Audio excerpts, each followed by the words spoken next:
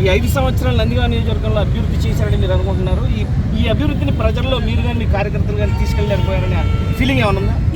So what about that water constituency organisation? Water మెక్కి 1,00,000 కారణాలు ఎవరి మీద నింద వేయటం కాదు. కొన్ని విషయాల్లో మేము ఫెయిల్ అయ్యాం.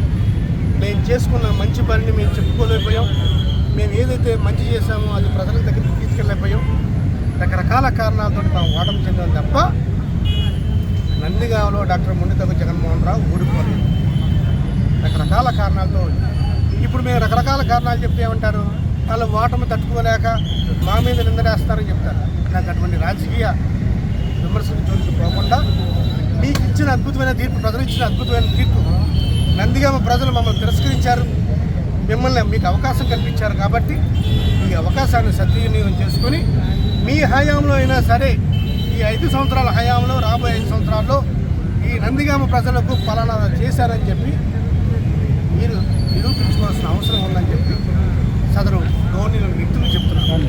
రోడ్లు వేసాం, లైట్లు వేసాం, లేకపోతే ట్యూబ్ లైట్లు వేసాం. ఇవి కాకుండా నందిగామకు కావాల్సిన అభివృద్ధి పనులు చేయమని